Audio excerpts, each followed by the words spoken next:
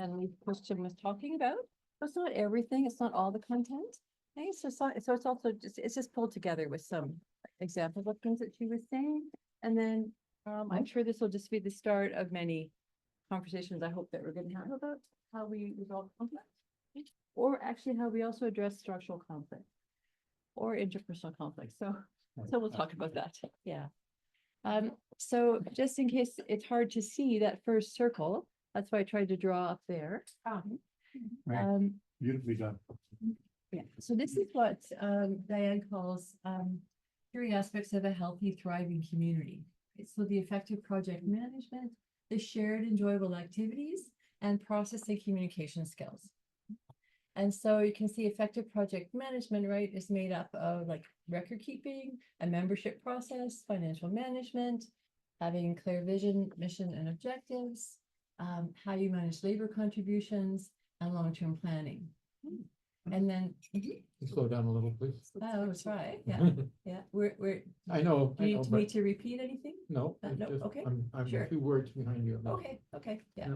So shared enjoyable activities, which she says really are essential. Hey, that's the positive bank account to draw on when things get more difficult. Are the cultivation of trust and gratitude through those shared enjoyable activities. The creation of oxytocin, right? That feel-good hormone when we are connected and enjoying time with each other. And it creates the community glue. And then the processing communication skills. So she mentions nonviolent communication, which she recommends that every community takes a course in, and restorative circles. Her handout on restorative circles didn't say too much, so I actually don't have much to say about that, but I'll talk about that a bit later. So that's kind of the overview. And then, of course, the core, right, is decision-making and how we govern ourselves. So, Jodey, I just want to say one word. We did it together. I just want to back up a touch and just point out that her overarching theme was there's 3 kinds of conflict generally in co-housing, and we're only going to spend time on the third, but they are interpersonal conflict, conflicts that arise from what she calls extremely challenging behaviors, and then structural conflict. And then we're just focusing on the third, but all those others are part of humanity and groups. So just, yeah, thank you. feel free to jump in. Geez, look at that. Yeah. So if you Mind follow twinkle. along in the second slide there, so she describes those 3 kinds of conflicts that Hazel just said. So interpersonal, structural, okay, and especially challenging behaviors. So she says interpersonal conflict is what we most often see, like they're like the top of the top of an ocean swells that we see. The structural conflict is usually underlying that. So it might not be as visible that that's the source of the conflict. And so structural conflict can also look like interpersonal conflict, and it can create interpersonal conflict. But the problem is the structural pieces that are missing. Can I move this? Oh, for sure. That's okay.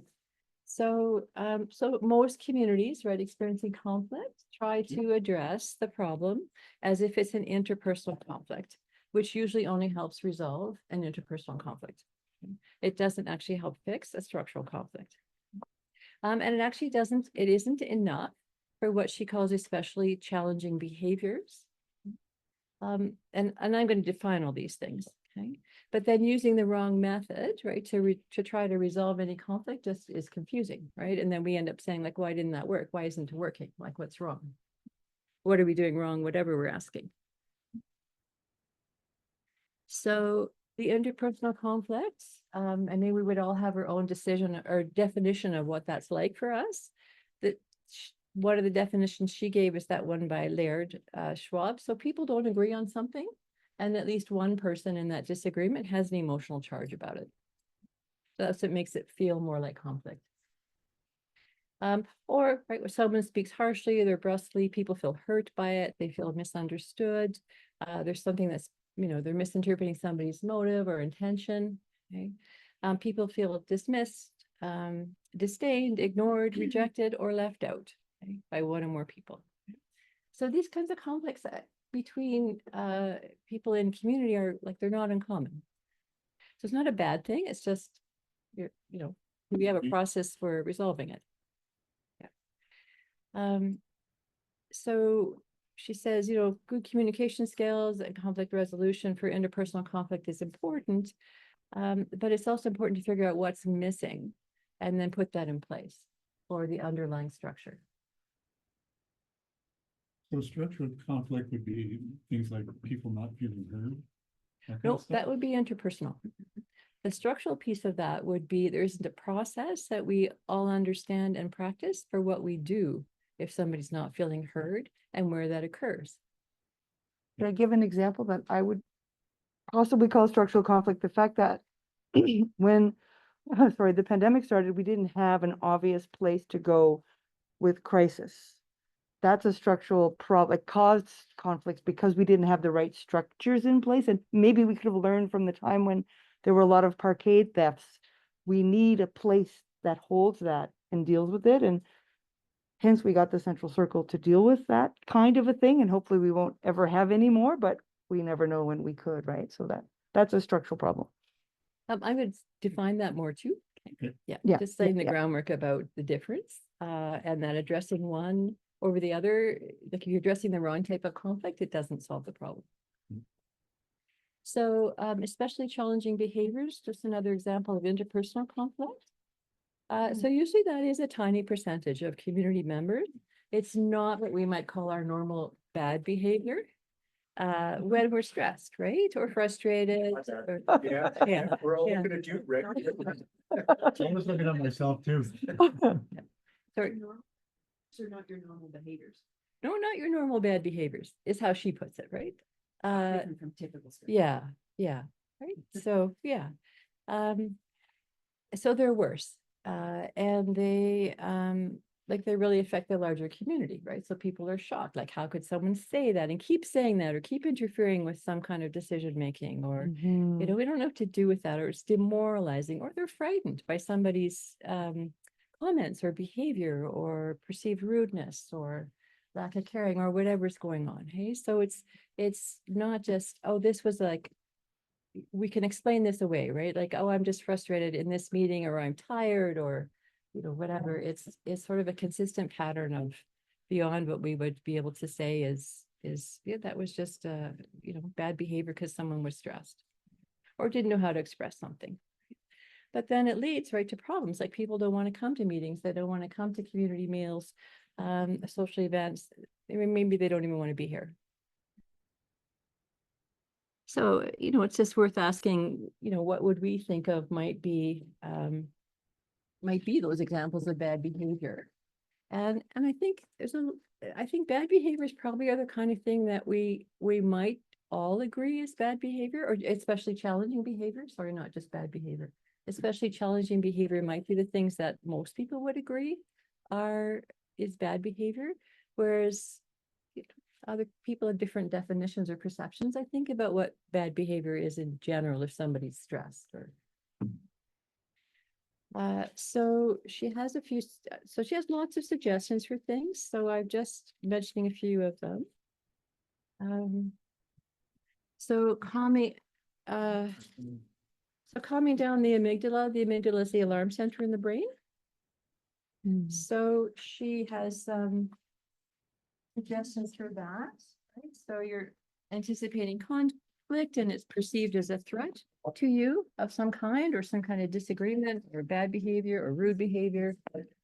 So she has some suggestions for, thank you, calming down the alarm center of the brain. The amygdala is the alarm center, or part of the alarm center. Amygdala en français, Hélène. Amygdala. Oh, tu connais pas? Sorry, no French. Your center of the brain. Yeah. The pattern recognition of I've been here before and it's dangerous. Yeah, and it hijacks us, hey? So it moves us into this state automatically of readiness for the danger, which also interferes with thinking clearly, because we're really just trying to manage the danger. She suggests these videos by Jefferson Fisher, and there's many of them actually. So we watched a few of them in the course, and they're really simple, short videos with some phrases to practice. Right? So just, I take a different point of view of that. Like, but being able to have that ready in a situation, so you can call on that, you can draw on it. To be able to, respond without being overwhelmed yourself, or to direct where the conversation is going, or just helpful phrases for people who don't have that at the ready. And then she talks about connection contracts, which she doesn't sort of give an example of a connection contract, but it is a community, I suppose it could be a team, but a community actual contract, hey, that specifies your participation on this team, in this meeting, in this community is contingent upon you changing particular behaviors. So, just to give an example, if you're going to show up in, business meetings regularly and yell, right, then that actually and that person's not able to change that behavior, or make critical remarks, I don't know what it would be, right, that there actually is a whole contract drawn up that says, here's what you need to do, and if you don't do it, here's the consequences. Wow. Yeah. I was going to add that in the Unitarian Church, I'm pretty sure one was developed. They call it the Covenant of Right Behavior. It only took about 8 years to create. Is that right, Mitch, or ish? Right relations. Yeah. It was very, very That's not long. argued at the time, that's But what it's called. It was long, and it would be interesting to look at what was developed there and see if any of it's irrelevant here. But Yeah, I don't think different she, community, but I don't think she has a particular format for that either, because No. it's just drawn up depending on what the situation is and the behaviors that you're wanting to address. But it's that open, hey, like you said, wow, Rick, like it's that open, right? That people are addressing and working Mhm, together, mhm, mhm. changing this, like especially challenging behavior, particularly bad behavior. Just want to mention, I Yeah. followed Jefferson Fisher on Yeah. Instagram. Yeah, Try to remember what this. yeah. It's from that, he's in his 40s, he's a lawyer from Austin, Texas. Just got like a little slip about how to blah, blah, blah, some kind of difficult, challenging behavior, and then the next was, follow me for more tips. Yeah, It's very, yeah. it's really simple. Yeah, Yeah. very simple. Yeah. And, one of the things she talked about was just saying, are we having a conversation about this? Just to remind somebody, like, are we talking, or is there something else going on here? And if we're just having a conversation, that's what I'll participate in. If we're not having a conversation, I'm not participating in it. So just being very open, hey, about what we like and don't like and need. Just a quick question, because using the word bad behaviors, if we all know what it means, I personally like to think of a bad behavior as something that has a negative impact. Yeah. Right? Mhm. Otherwise, Yeah. it's kind of a judgmental word for, Yeah. but It's it the could word be a that, bad behavior that doesn't really have a negative impact, and then that would be as worrisome. right. And that's also where perception might come in. Yeah. Bad behavior is also her word, so I'm just giving what her information is. Right? And then, but there was a slide a little bit earlier, hey, like describing the hurt, or feeling dismissed or rejected, or not included, like those kinds of behaviors.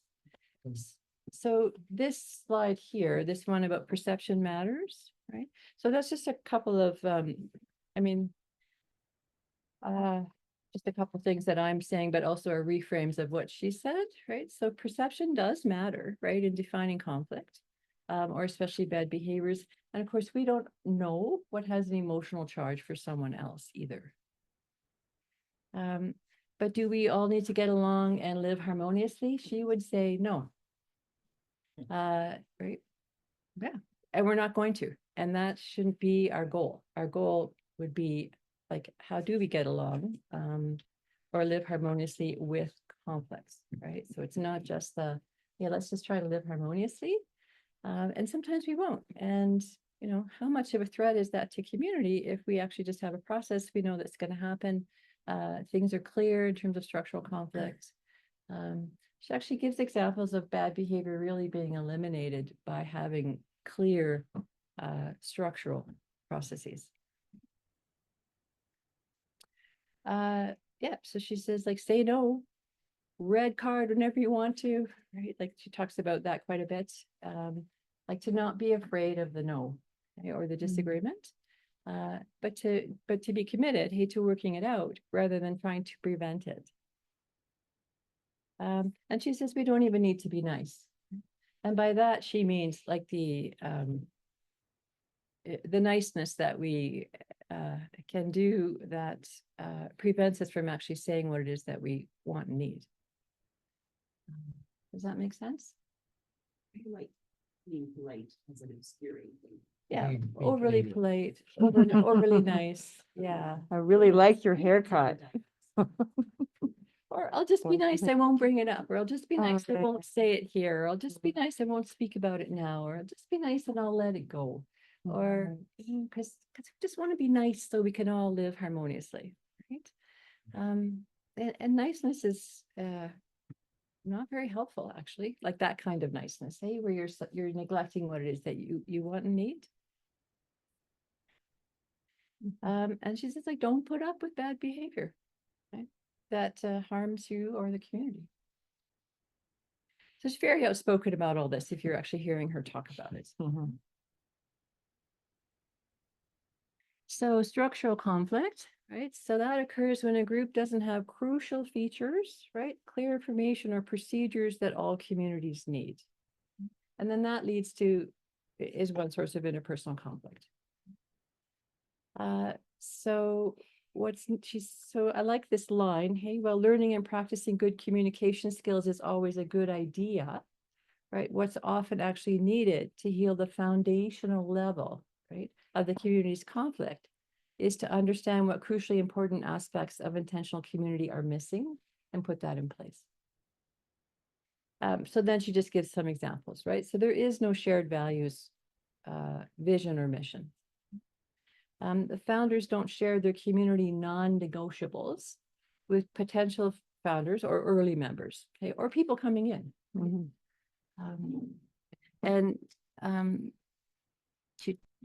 There's something about unwritten rules later, I'll say, that there isn't a fair participatory self-governance, okay, or decision-making method. There's no clear, thorough membership process. There's no clear agreements in writing about everything. There's not a process, or we don't help each other stay accountable to what the group has agreed to. We're missing like the good communication and process skills and conflict resolution skills.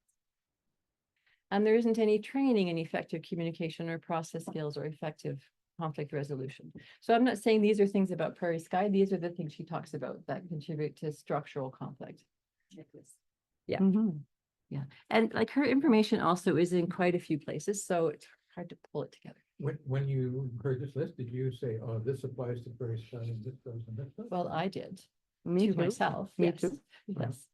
Yeah. All of them? No. 5 and 9? Yeah. Are you just talking about that? I guess that's what I'm asking. Well, I have been thinking I would avoid that actually, but I think that is a discussion that we need to have. But I think people would also see that quite differently. Like I have some samples of their goals from Earth Haven Eco Village later in the slideshow, and they're remarkably clear. Like I thought, wow, I'd really like if we had that. But our mission statement to me is it's a nice thing that captures values, but does it serve us well in decision making? So I would say that, probably I would say that, whoops, I don't want to put you on the spot if that was. no, I would actually say that all of these are probably missing in some way.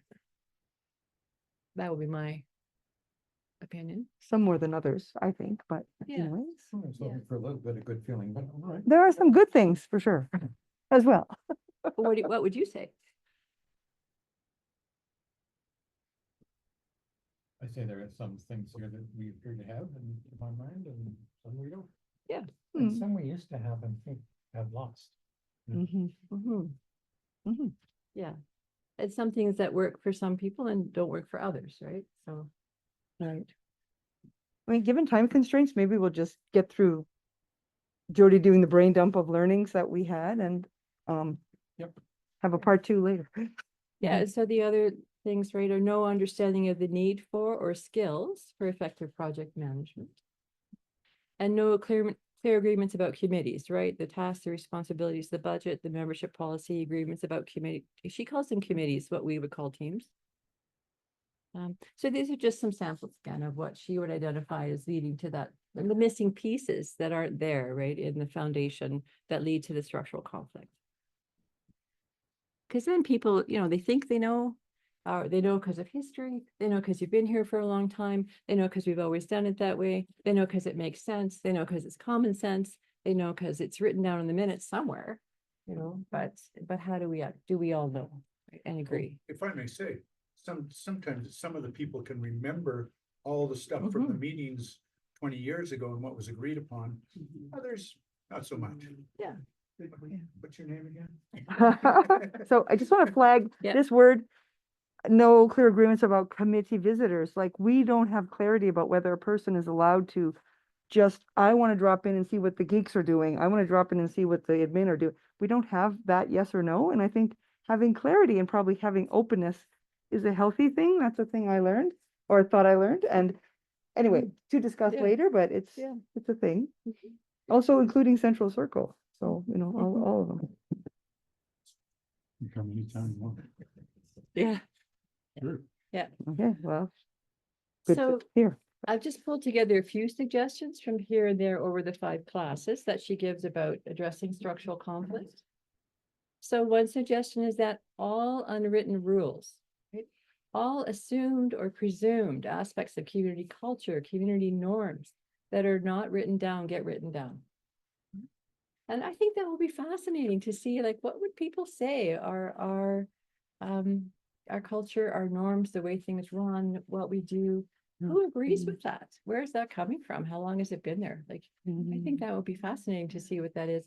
And certainly when I moved in, having been somebody who hadn't, one of the first people to move in with a sizable kind of gap in there, like, I found myself like really thinking like, I don't understand this stuff. Like, people are talking about this, or, someone explained something to me by saying, well, just go on your relationships that you have with people, right, to figure this out. And like, well, that works if you've been here for like 10 years or 20 years, but I don't have relationships yet with anybody. So like, just that kind of idea. Some people hold the knowledge or have an idea about, what we do, how we do it. Relationship based, yeah, that's part of our values. But if you don't know what that is, how do you do it, right? Plus those who moved during the pandemic when they weren't allowed to talk to people outside their bubble, how do you even make relationships when that's how you came in, right? Yeah. Extra stress, but anyway. So of course, not telling those things, right, can trigger conflict when they're violated, and it might look like interpersonal conflict, right? Somebody's just not behaving the way we would like them to. They don't get it, or whatever the perception is, but it's maybe it's not knowing because it's not clear or clear enough. And then she says share each committee, so she means teams, concerns, plans, and decisions with everyone. So she says how easy or difficult it's for everyone to learn what's going on in each committee. Are minutes taken at each meeting? Do minutes include the issues, the concerns, the future plans, the decisions? Are the minutes readily available to everybody? Are they posted for everyone to access? Are they printed in hard copies? Are they posted sometimes without getting approval from everybody that the minutes are, everybody agrees on the minutes? And so again, these are just some questions that to run through, right? How is this working? Does this exist? Yeah. And then the difficulty with this is that it can get to be so much writing, and the other piece is you can have all the perfect writing and people not reading it. How many years were you were volunteering to show people to Annick, and some people just aren't interested. And it still doesn't work. Yeah. So how do we, That's the other challenge, is that you can do something actually pretty perfectly, and yeah. But if it's not working for everybody, then is it perfect, right? So what do we need then? Yeah. But to ask those questions. What decision-making method does each committee use, right? Is every team expected to use, and it's a community agreement on all of this, the same decision-making method as we use in business meetings, or the community as a whole uses? Are committees allowed, per word, right, to use whatever decision-making method they'd like? And she says it's a community agreement. Hmm. Just other questions, right? How much budget money is there? So like in some communities, people don't know that, right? Are there limits on the money? Are there specified categories where you can spend and not spend? Can each committee make legally binding contracts on behalf of the whole community? So I'm just pulled like a few from a long, long list of things, right? That she's, saying like, do we have this? The answer to the last question is no, by the way. Yeah. Only admin. So she kind of emphasizes like, understanding the need for enough time, which I think we understand the need for it. Whether we have the time, I don't know. But to not be underestimating just how much time it takes to do all of this. And so, to be building that in, so somehow supporting people with that. Yeah. Or, yeah, like people who have more time tend to do more things. Does that work for everybody on some of these things? I don't know. Okay, where did we go?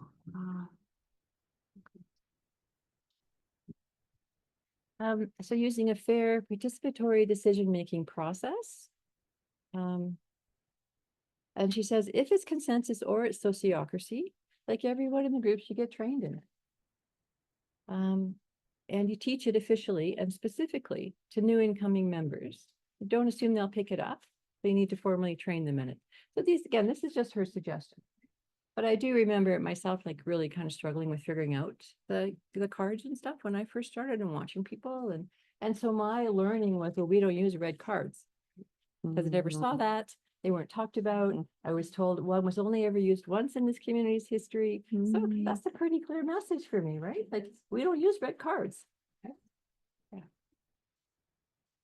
Yeah. And she also does not support traditional consensus. She doesn't see that as fair or participatory, and I can't explain that well to you, but I can tell you what she and I think we have had some concerns raised about that. I'm gonna hand them out. Yeah, let me just find this. I just want to add that what she's talking about is the kind of consensus she dislikes. It's a kind that is more, it's harsher or somehow like, it's not what we had prior before we changed over to whatever we're doing right now. The kind of modified consensus is like the, whatever she means by N Street consensus method. She specifically stated she loved the Prairie Sky modified consensus model, as well as using this word I don't recall. So N Street is another co-housing community. And so this is what they do. There's one page. Oh, yeah. N Street, Wow. N Street,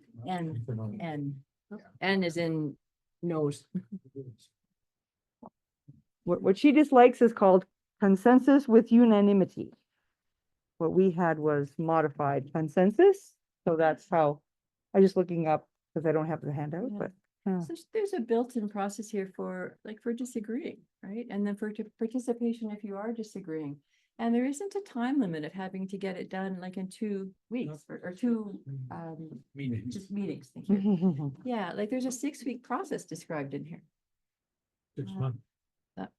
Thank you. Yeah. 6 months, 6 yeah. months, yeah, right? Yeah, 6. 6 months. it But 6 but I just want to clarify to stress what I heard her say was the modified consensus approach that we used is the kind she is recommending. So those who were here prior to whatever date, 20 something, 2021, what we were doing before is what she says she likes. Theoretically, we could go up to 6 meetings or months. We didn't do that much. We had 1 or twice that we had the red. So I think it's a little confusing without recognizing that she said that specifically. She could have said the Prairie Sky model is what you should use.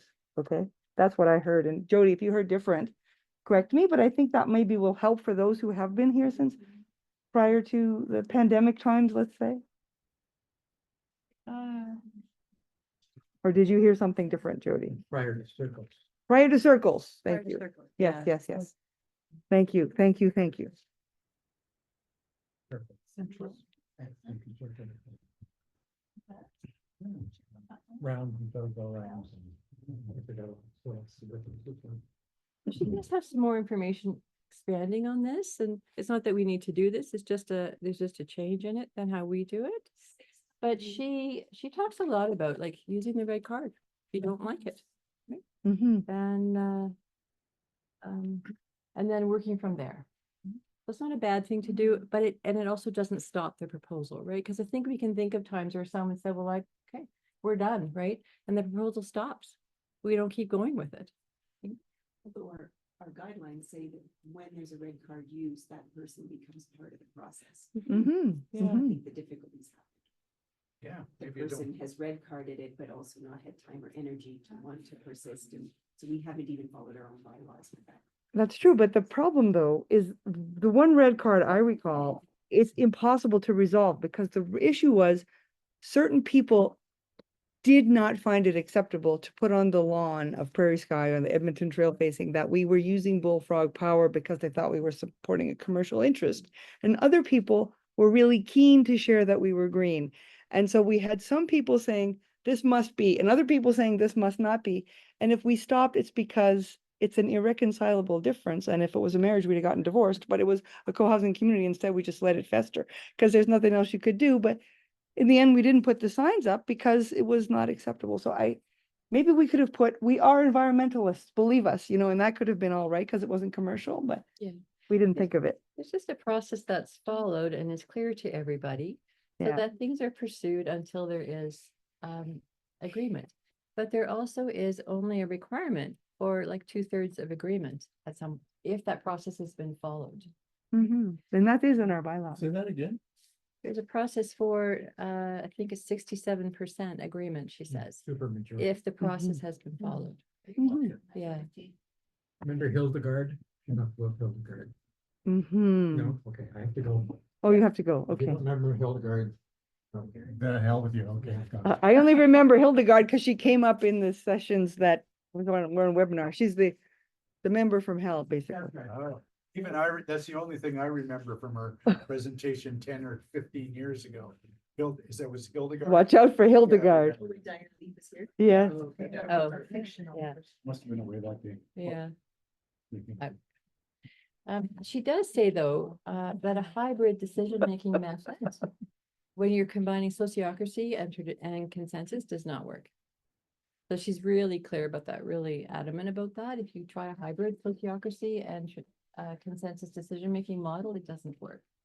Can you just in 2 sentences or whatever, describe what the sociocracy method is compared to consensus? It's not a vote. It's Okay. a, I need to know I that can. too. yeah. So my understanding of sociocracy, and I know several worker co-ops that use it and quite like it, full sociocracy. It means you have a robust system of teams or whatever you call them. We call them Yeah. teams. And 1 to 2 people from those teams goes onto the central circle. And for example, let's pretend you have a 100-person worker co-op, and it used to be majority voting stuff, right? So you had a board and some little committees, but they weren't linked to each other. By changing from that 100-person majority voting system that's not that democratic into sociocracy, you are adding more democracy, right? You are making it more democratic because more of the people, everybody, let's say, has to be on some team, and maybe there's 10 for easy math. So you got 10 teams, everybody's on one, and and it used to be half the people weren't on a committee, let's say. So, and some weren't even members. They chose not to be, right? They're employees who aren't members. Any case, so you've got now a 10-person or 15-person central circle, and everybody suddenly feels more connected, and that's sociocracy. If you start with modified consensus, like what Prairie Sky was founded on and could still go back to and use, you have a very, very democratic thing. And if you introduce parts of sociocracy, this is my analysis, by the way, this is not just what Diana Lee said. If you introduce parts of sociocracy and not all, you end up with this hybrid thing where there's trying to be consensus of the whole community in the business meeting after committee team stuff. And then there's trying to be a central circle, which basically she told us she hasn't seen an example of a community that tried parts of sociocracy and parts of consensus without getting into massive conflict. So to me, that was like light bulbs going off. And I am totally giving you my analysis, but that is what I heard. So if I understand correctly, just in 2 sentences, sociocracy is a central circle with Teams or, really good representation from each of the teams, and and that is a decision-making process because it's representative. yes, I think that's right. And also, there's still going to be a general meeting of the Sure. whole group, but if you got 100-person group, maybe you don't want to go to a monthly meeting, all 100 of you, maybe you only go twice a year. And critical elements were having an extraordinarily clear mandate or terms of reference for that central circle and each team when you start, and not, sorry, on the wall 2 years later, which is, how we've wonkily done it, all of us. And full transparency, I was on the restructuring team and I said, sure. And the central circle has to be open to anybody dropping in, and it has to have detailed, clear minutes, even if not every other team does. Those are critical elements of any sociocracy. Okay, good, thanks. I still don't understand where the decisions are made in a sociocracy model. Do they get made via a modified consensus at this business of all the membership, or do they get made in central circle? Some each, because certain things legally have to be done in a general members meeting, like approving budgets, for example. I mean, it also depend on how you set yourself up, but many organizations say the members get to choose, all members get to decide on budgets, and board members or central circle members or what have you, but other things could be just more done by the central circle. So like, for example, if we went full bore into sociocracy, we might decide we would rather have very great clarity and set it up all that way. And central circle could have some power because we gave it to them. And what's been happening, to my thinking, is that was not done, but it seems to be kind of happening. We have this like hybrid thing that I helped create along with whoever else was on that restructuring team, just innocently, because we felt it might make more sense to try bits out and not all of it, instead of getting education first. It wasn't that we were being malicious or anything else, but So in a real sociocracy, a full sociocracy, a lot of our proposals might be decided at the central circle level and just possibly, shared with the community. But if we decided to do it that way. we're not, yeah, okay. Yeah, I don't know. I think proposals may still come to a whole business meeting, like a whole group meeting with sociocracy.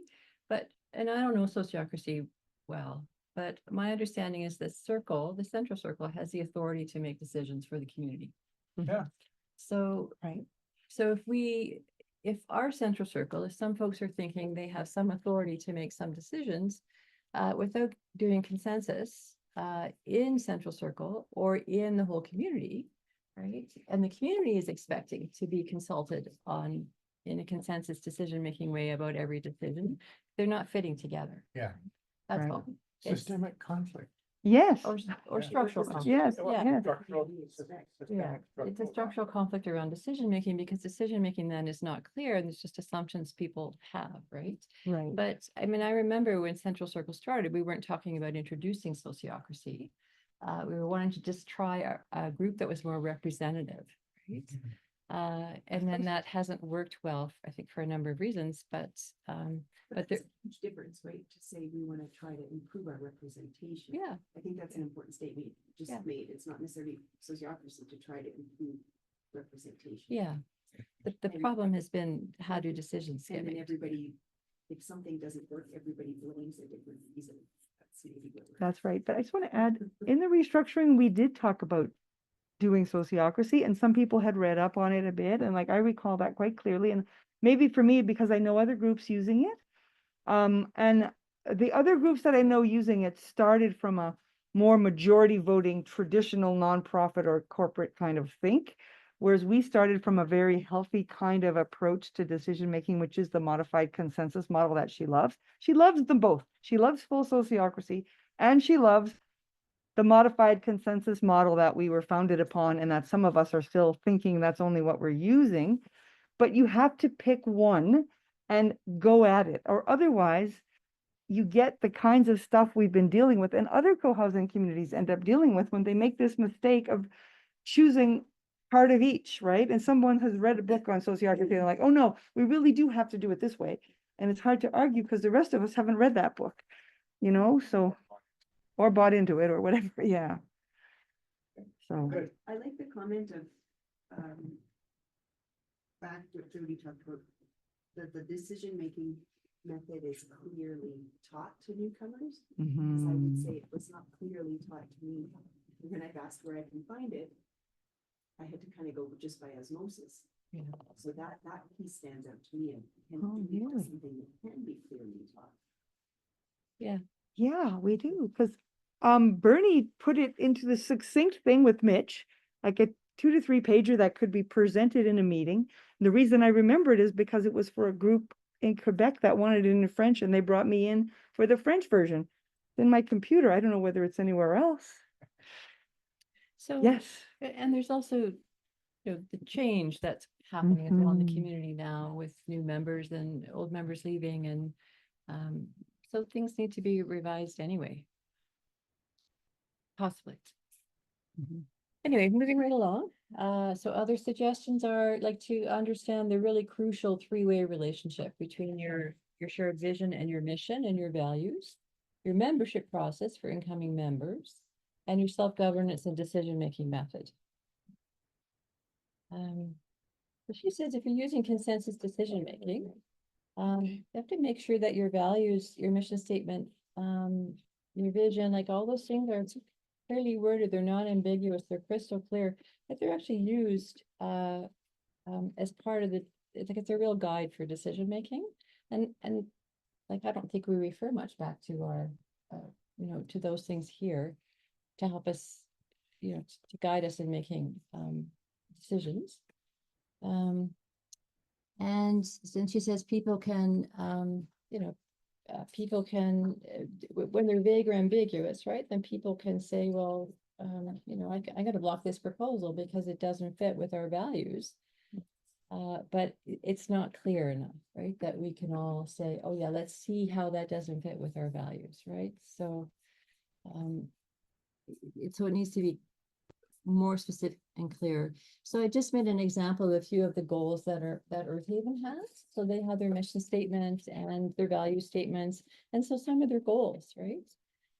So that they can, and there's a bunch of them, right? Yep. So just a sample of them, right? So that they can keep going back to those to say, does this help us achieve our goals? Is this part of our culture? Is this part of our mission? So they're just really clear. Where are they? On the Earth Haven, No, where website. is Earth Haven? Oh, in Connecticut. Connecticut. Yeah. Good question. So again, like making sure you have a clear and thorough membership process for new incoming members. And a few other things, yeah. So a few other things, right? To have that shared enjoyable activities to build trust and connection and that sense of community, right? To learn the good communication and process skills, to make clear communication and resolving conflicts a priority. And that just kind of gets lost, I think. What was that, sorry? It's just the next Next page, just some more suggestions. Next, after the goals? Yeah. Page 20, Mhm. or sorry, slide 20? Yeah. Yeah. Run through. Yeah, so she says she recommends, like she really recommends learning nonviolent communication. To be nonviolent. Shut up. I would appreciate it if you would stop talking until I'm done. Yeah, that's an example of what I would do. So, and then the restorative circles.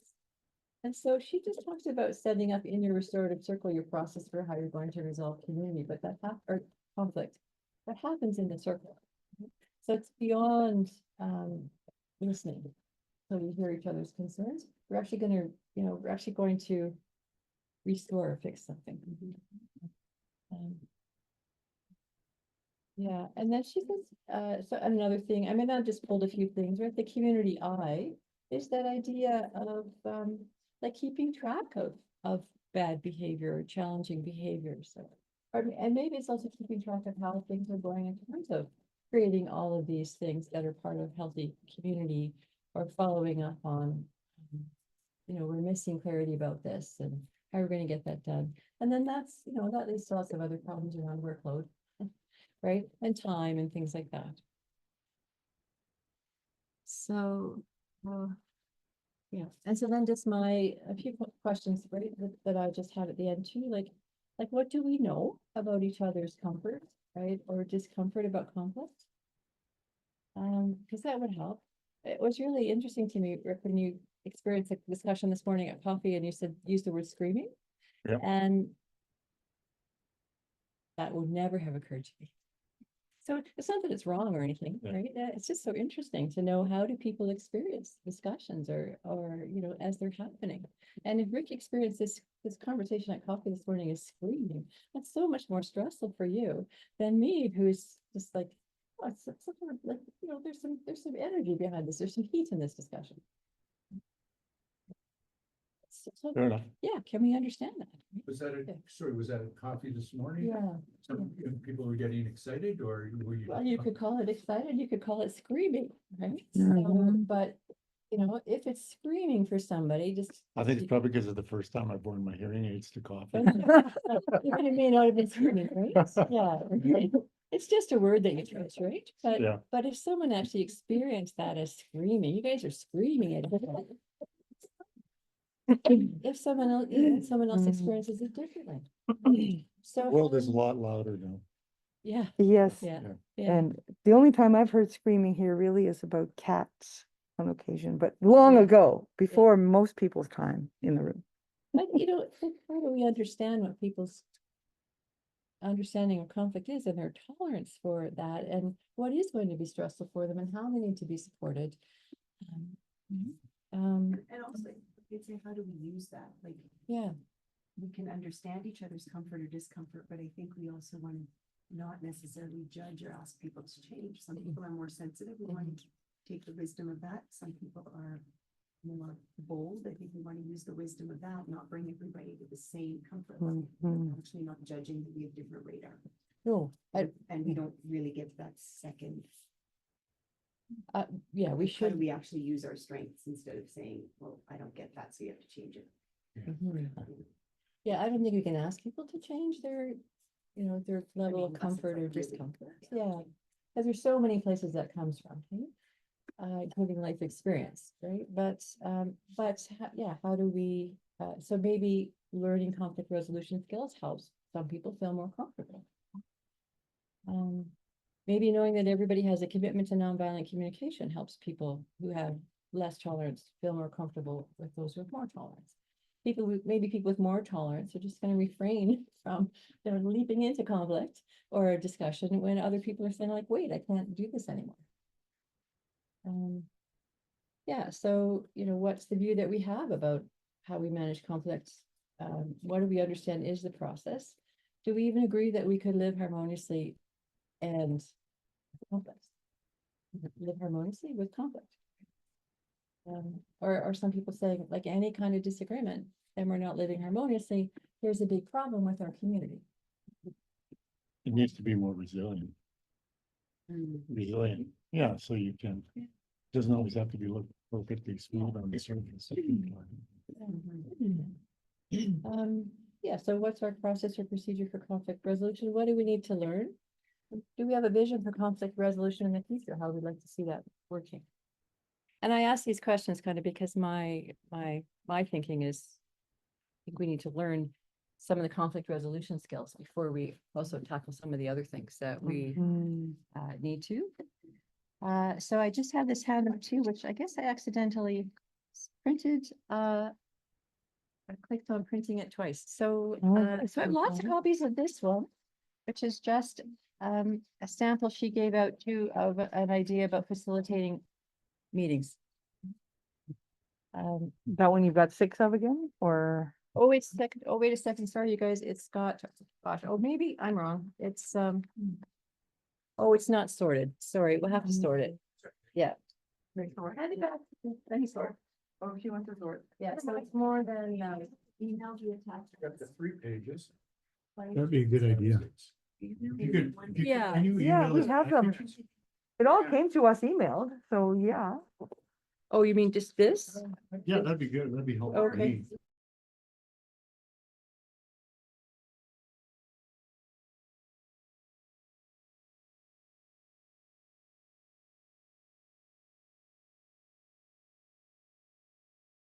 A photocopier was I'm not even saying this is the way we should be doing it. I'm just Right. saying this is a sample of what she Yeah. was Thanks thinking. for the place. Is there more? you think? Chris for the middle. She has one. Mhm. Oh, you got a full Hmm. package? It should be a 1, 2, 3. Mhm. 1, 2, There's a 1, 3, 4, 5. 6, and then 6, 1, 6, 2, 6, 3, so 6, 6. and here's a 1, 2, 3. Okay, there we go. Should That be a makes 1, it 2, easy. 3. That's it. That's it, folks. Whoa, perfect timing, Jody.